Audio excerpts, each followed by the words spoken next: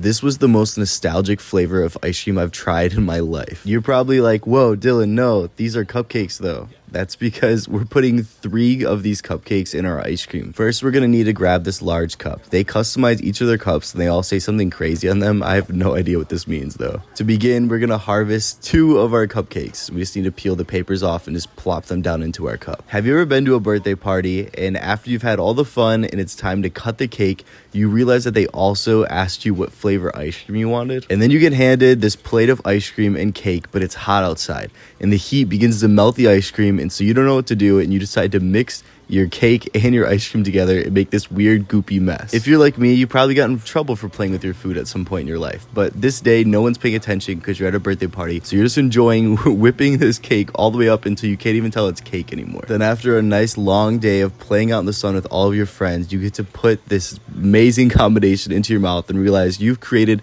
the best flavor of ice cream ever. Well, today we're gonna honor that amazing moment and make you this giant cupcake blizzard. I've learned the hard way just a couple times that whenever you do this, you want to make sure you have your foot on the pedal. This is how you're going to control how much speed you have whenever you're mixing this up, because it can get pretty crazy if you're not paying attention. And then the other step is to make sure your finger holds that white collar down. It's that white thing that we put on top of the cup so we can blend it up a lot easier. If you don't hold it down, it'll fly out and all the ice cream will go all over you and all over the inside of the machine. I've done it before, I promise. You don't want to try it for yourself. When it comes to the actual technique of using this machine, I just fake it till I make it. I imagine this is what I'd want it to be like if I was eating it myself. So I try to get all the way down to the bottom and bring that up to the top to really mix that cupcake in there. But at this point, I realize I've made a grave mistake. I do not nearly have enough ice cream or cupcake in here, so we're gonna have to add a half of another cupcake. The funny part is I was actually supposed to add this at the beginning and I guess I just forgot because this whole thing gets 3 cupcakes in it. But why am I saving half of the cupcake? Well, we're gonna put that on top at the very end. It'll look super cool. After I remember that I forgot half the cupcake, I also remembered I was supposed to add a bunch of sprinkles to this as well,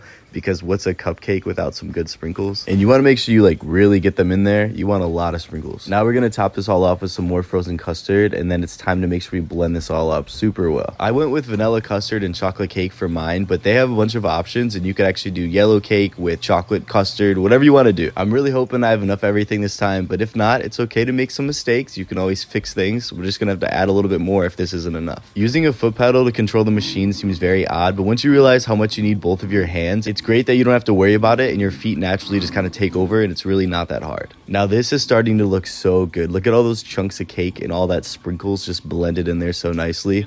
I think we're probably about good to stop now. I've learned that whenever you take it out, you want to let it spin a little bit so it doesn't get all stuck onto the blade. Now we just need to grab a spoon so we can knock all this ice cream off the collar here. You want to make sure you get all that good stuff down in there. Wow, this looks delicious. They use plastic collars and metal spoons to do this to make sure they're not being wasteful and causing a lot more things to go into a landfill. You may think this looks good now, but we're about to make this look even better. Remember this other half of the cupcake? This is now going to go lay on top of our blizzard. We're going to tuck this guy in all nice and sweet on top of the ice cream and then top it all off with some more of these amazing sprinkles. Now it's time for our favorite game, the emoji of the day. If you haven't guessed already, it's obviously going to be a cupcake. Did this bring back any memories for you? Because it brought back a ton for me. I hope that someday you get to try this because